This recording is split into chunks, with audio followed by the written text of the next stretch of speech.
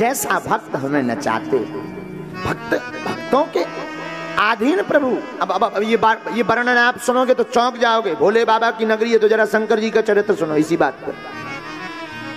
आहा हा, भूत भावन भोले बाबा, इनका एक नाम है भोले। क्या नाम है इनका?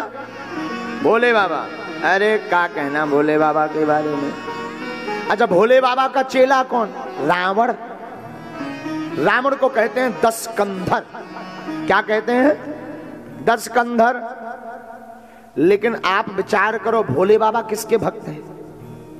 बोलो, राम जी के। अच्छा, रावण किसका विरोधी था? राम जी का। आप लोग स्वयं विचार करो, देवताओं ने एक बार कहा भी भोले बाबा से, बाबा और तो सब ठीक है, जो बताओ तुम्हारा चेला राम जी से विरोध कर रहा, समझाओ इतनी है चेला।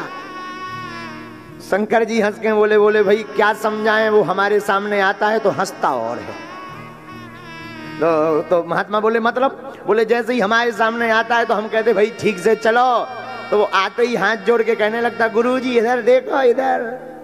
तो शंकर जी बोले क्या देखो? तो कहने लगता तुम्हारे तो 5 ही मूड हैं, ते तो 10 है।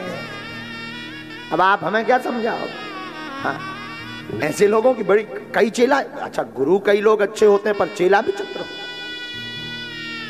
हमारे टिल्लू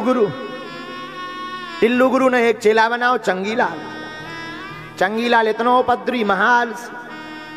रात के समय पानी, बरसात, जैसे अभी बरसात का मौसम है, बरसात का मौसम था तो बरसात के मौसम में गुरु चेला 2 ही जने बैठे रहे। बारिश में गौ माता बाहर बंधी थी। टिल्लू गुरु बोले चेले जी गुरुदेव, जरा गौ माता को बंधन से तो खोले आओ, बारिश में भीग जाएंगी, ठंड लग जाएगा। चेला इतना आलसी के हाथ जोड़ के बोला गुरुदेव माफ करना, बंधन खोलने का काम तो आप जैसे महापुरुषों का है, हमारे जैसे मूर्ख कहां बंधन खोल पाएंगे।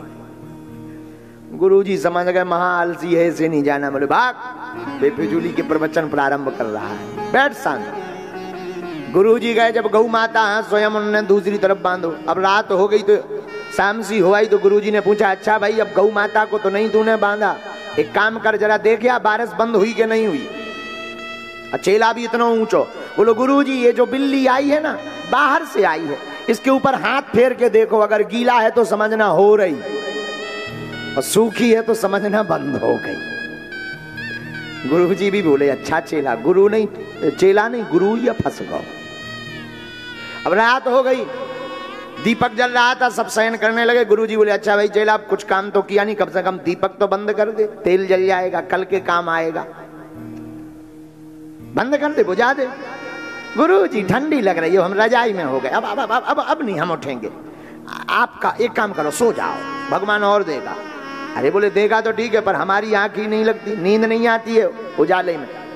गुरुजी आंख बंद करके ये विचार करो कि कुछ है ही नहीं है।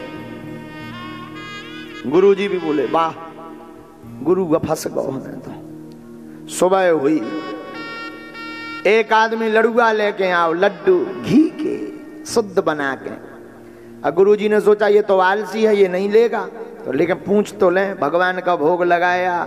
गुरुजी बोले क्यों भाई चंगीलाल लड्डू पाओगे? दौड़ा दौड़ा आया, चरण पकड़ के बोला गुरुजी हमने आपकी 3 आज्ञाओं का उल्लंघन कर दिया, अगर 4थी आज्ञा नहीं मानेंगे तो नरक में जाएंगे। गुरुजी बोले जय हो तुम्हारी। तो भोले बाबा इतने भोले, रावण राम जी का विरोध करता, लेकिन भोले बाबा अहम भक्त पराधीनो कहा तो, पर रावण नहीं मानने वाला। लेकिन फिर भी भोले बाबा न राम जी के पक्ष में न रावण के पक्ष में, चाहते तो आज्ञा दे देते रावण सावधान खबरदार, लेकिन उसने इतनी तपस्या की बाबा की कि बाबा कुछ कह ही नहीं पा रहे। भगत के बस में है भगवान, भगत के बस में है भगवान, अरे भक्त बिना ये कुछ भी नहीं है, भक्त बिना ये कुछ भी नहीं है, भक्त हैं इनके प्राण भगत के बस में है भगवान, भगत के बस में है भगवान, भक्त के बस में है। हाँ, ना तथा में प्रियतम आत्मयो निर्न संकरः, ना चा संकर्षणो ना श्री नैवात्मा चा यथा भवान। हमको बाबा भगवान अपने मुख से कहते, भगवान भोले बाबा, ब्रह्मा जी, धर्मपत्नी आदि आदि कोई प्रिय नहीं है, हमारे प्रिय तो केवल और केवल भक्त हैं। अच्छा, जो भगवान अपने भक्तों से इतना प्रेम करते हैं और हम आप पागल हैं जो ऐसे ठाकुर जी के चरण शरण को नहीं पकड़ते। भगवान नियम तोड़कर आते हैं। महाभारत का आप पढ़िए, महाभारत को सुनिए। महाभारत में क्या अद्भुत बात है, भगवान प्रण लेते हैं कि हम कहीं भी शस्त्र नहीं उठाएंगे, वचन देते हैं। पांडव मान गए, वाह, जब इनको शस्त्र ही नहीं उठाना है तो अब क्या टेंशन है, अब क्या दिक्कत है, चलो अब हमारी तरफ मत रहो, अब तो पांडवों की तरफ रहो, बिना शस्त्र के तो हम जीत लेंगे। लेकिन जैसे ही कुछ दिन का युद्ध हुआ और देखा कि हमारे प्रिय भक्त अर्जुन जी पर आफत आने वाली है, तो जिन्होंने उसी महाभारत में प्रण लिया था कि हम शस्त्र नहीं उठाएंगे, उन्होंने ही रथ का पहिया निकाल करके शस्त्र बना करके ऐसे दौड़े कि अपने अर्जुन जी की रक्षा कर ली। ये हमारे ठाकुर जी का स्वभाव है। बताओ, भगवान अवतार लेते हैं, भगवान मुस्कुराने का काम करते हैं, हंसाते हैं और हंसते हैं।